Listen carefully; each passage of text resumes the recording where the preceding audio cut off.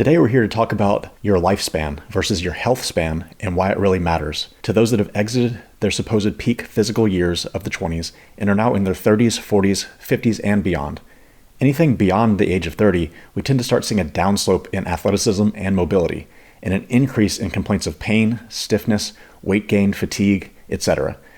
It's not just because of your age, so much as it is about the things you do or don't do as you age into each subsequent decade of life. So today, we're going to go into the ideas behind the importance of increasing your health span and how to really thrive physically regardless of your age. Buckle up and get ready to smash your health and fitness goals. This is FortitudeRx Radio, bringing you engaging conversations that inspire you to take action and take control. Physical and mental resilience, strength, nutrition, rehab, mindset, and more. We've got the prescription. This is FortitudeRx Radio. Here are your hosts, Tyler Campbell and Les Kais. All right, so welcome to the episode. Again, today we're talking about your health span versus your lifespan. So lifespan is something that everyone is aware of when it comes to how long humans live. The number of years lived is literally how you define lifespan. Over the course of hundreds of years, it has, of course, increased dramatically, partially due to infant mortality rates decreasing, but also because we're able to keep people alive longer. The question is sort of a philosophical one of, is that even a good thing if those people are not living a good life for that extended time that's added on top of it? So someone who lives to 65 and does really well until then and dies of something that is unrelated to any of their previous athleticism or health indicators, all that sort of stuff, versus someone who lives to 85, but those 20 years in between are full of pain and disease and things along those lines. Which one is a better life kind of depends on who you ask and what matters to you. But what we're talking about here is essentially that gap that has been found by the World Health Organization and Harvard and all these other places that I looked up preparing for this episode, basically. What we see here is the health span definition is basically the period of time in your life that you are free from disease. After that is just only tacking on to your lifespan. Measuring health is difficult because there's no statistical mark of the end of health, but the WHO, the World Health Organization, created an indicator called HALE, that's HALE, the health life expectancy indicator, basically, which is found by averaging the first occurrence of common serious diseases, determining their incidences, and then taking the average of those two numbers. That gives us an average of 63.1 years old, apparently. And so if you can consider the lifespan of a human being something in the 75 to 80 range, and it's going to keep on growing from there because of, one, anti-aging, but also just life-extending medications and life-extending surgeries, things along those lines. That gives us an average of about 20 years of our lives that we live unhealthy on average, as it's defined by a lack of serious disease, which is not the same thing as thriving or really enjoying being alive physically, mentally, emotionally, all of that. The WHO also defines some achieving of health as a state of complete physical, mental, and social well-being, and not merely the absence of disease or infirmity. So that basically means that they're in agreement with my idea there that being healthy doesn't necessarily mean you just don't have any diseases. It means that you are thriving through your whole life. So what we want to do is increase that health span as it's defined by that definition, not just the lack of disease. So yeah, I think the big thing here is you need to ask yourself, are you trying to thrive or survive? There's a huge difference there. And you hear people say things all the time like, I'm here for a good time, not a long time. And you can actually make it both with just a little bit of self-care. So it doesn't mean that if you live a short life, it's going to be a good life. But it also doesn't mean if you live a long life, it has to be filled with 20 years of pain and misery. You can do a lot of things to set yourself up to have a good long health span and not just a long lifespan. Yeah. And so people view aging oftentimes as people that are getting weak and frail and sick until they die, basically. And while that may be true on average, these things can be easily mitigated by efforts throughout your life to maintain mobility, improve your diet, continue exercising, and make sure that you are not falling into this frailty mindset as you age, that just because you're a certain number on a scale of age, that you suddenly can't lift weights or you can't exercise in a certain way, or improve yourself.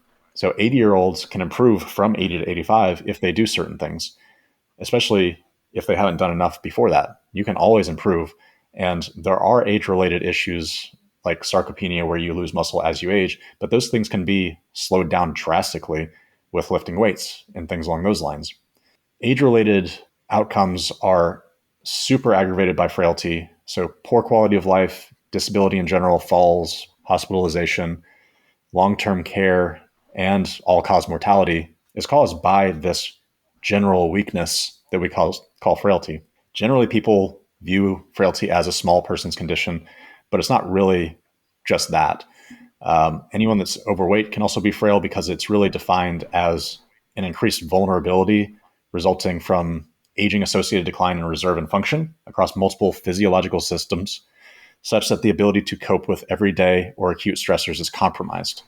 So if you think about it that way, as that definition, you're taking your reserve function and it's decreasing to the point where things like getting out of a chair are now difficult, whereas your reserve should have allowed you to jump out of a chair all the way until you're 85. There's no reason other than your lack of doing the things that keep you jumping that cause that to happen. Absolutely. It's just that as you age, we tend to sit back on that and not do those things. Yeah, and I think there's a big thing with society where you hear it all the time where people say, oh, well, back in my day, or when you get to my age, it's going to be hard to do this and do that. So it's almost like it's this predetermined thing by society that when you hit these certain ages, or you become an adult, or you have kids, or whatever it is, you're going to start to break down.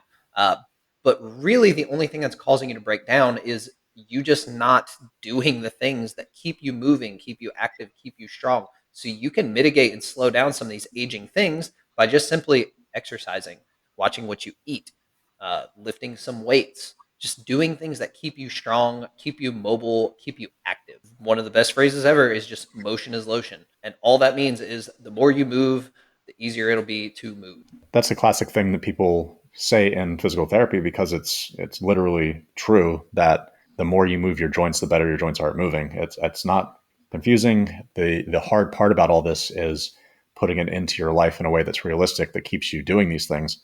Part of the reason people age at a certain point in time, when I say age, I mean like you feel your age, is when their kids stop having them get on the floor to play with them. So when your kids get to like, outside of high school age, something like that, parents are now tending to be at the age of around 50. And 50 is just this big number of like, I feel bad now, oftentimes. Obviously, we have like the 40 range and stuff like that, but really 50 is now hitting that stride of that thing. And it's really because you can say 40 is a new 50, 50 is a new 40, blah, blah, blah, whatever. It's because these environmental things that are happening that are causing you to stop doing these things. It's not some special medicine or anything like that that's occurring. It's not your genetics are now better. It's that your kids have aged out of you playing with them in a healthy way. So you've stopped keeping up with that. And you've stopped caring about your own health, generally speaking, when it comes to those sort of things. So part of this is that when you fall as an elderly person, what determines whether or not you get up is one, a break of a bone, which we can talk about bone density and stuff like that, but that would be very boring. So what we'll talk about is the fact that have you practiced getting up off the floor often enough to get off the floor? If you're someone who has avoided getting down on the floor for 40 years because your kids aged out of that play and you eventually, because you haven't done that, get scared of ending up down there, you're never going to practice doing it. And this is true of any idea we can come up with when it comes to health and vitality and thriving in life. Is the same thing with body composition and fat, and all this stuff adds up to your inability to thrive when it comes to challenging conditions. And as you age, you need that reserve for strength and muscle mass and all these things to survive and be healthy and strong all the way up until you die of something else entirely. You don't want to die of something that's related to your own lack of work, I guess is my real point here. Absolutely. Yeah. And pretty much any pain is associated with some level of weakness. So, how do you resolve pain? You get rid of the weakness. How do you get rid of the weakness? You get stronger. Yeah, and pain is a huge web of things that kind of add up to pain. It does often come down to strength when it comes to that. But there's also the how you view pain, how you view age, how society views you and how you're reacting to them. All these things sort of add up to this stuff that on a physiological level, it's often more so about strengthening things that support you and making sure that you're strong enough to handle things physiologically. But your beliefs about this stuff has to change significantly so that you're not sensitizing to aging and sensitizing to this pain, so it makes it worse. So the real goal here is that we need to redesign aging and how you view it and what you're going to do about it. It starts way down the line at your 20s and 30s. And it's not that you can't ever catch up if you're 50 listening to this. You can progress from there. But the primary issue is essentially that we have a hard stop and hard exercise when we exit our 20s, generally speaking. Careers start, kids come, socioeconomic factors like money and accessibility tend to become more apparent at these ages as you're sort of exiting your family, like your parents' wing and stuff like that. So you're under their wing for a while and sort of getting things from them most of the time. Whether or not you're rich doesn't necessarily matter, but it's sort of an accessibility thing sometimes. And as you exit that and become fully independent, these things tend to take a back seat.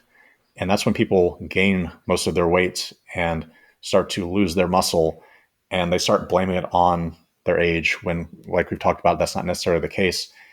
It's more about how you're doing these things and how you're figuring out how to fit this into your life. And that's the main reason you may want to hire a coach that knows how to do these things, because we're specifically trained in this stuff so that we know how to take your situation and make it so that we can fit all the important stuff back into your life without taking away from what you deem important. Part of our system is essentially working with figuring out your non-negotiables in diet. And so say you have a date night with your wife every Friday, and that includes eating some sort of foods, and it doesn't really matter what it is.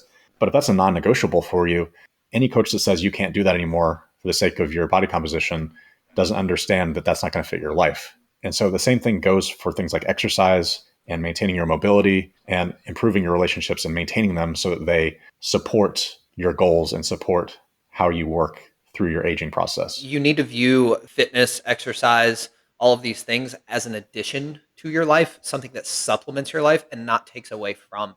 And having a good coach that understands that these things need to add to your life, not take away from. It's not an extra job that you have. It's just something that allows you to live your life to a fuller extent and actually thrive and not survive.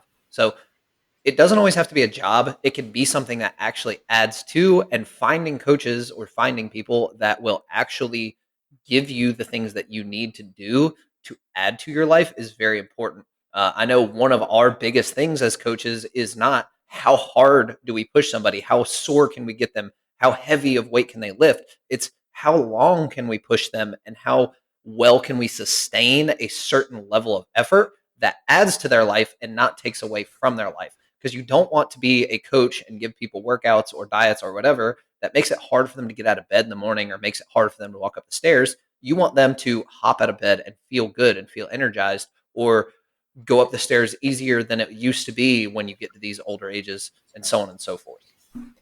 Yeah, so most people that have fitness forced into their life by a personal trainer or a coach and just sort of wedged into something that doesn't fit, they tend to dislike exercise from then on. Whereas people that have a coach that understands how to fit it into their life to make it be a supplement, like you said, tend to actually find space for it that makes it even a bigger part of their life. People find exercise that they enjoy and do it. They actually will follow up with it more, and they'll give room in their life to make room for it to be a bigger part of it. I think that what we find is essentially that the people that really get into fitness have found a coach and have found a way to do it that makes them happy to go and do it, and makes them happy to get out of bed because they're not feeling awful.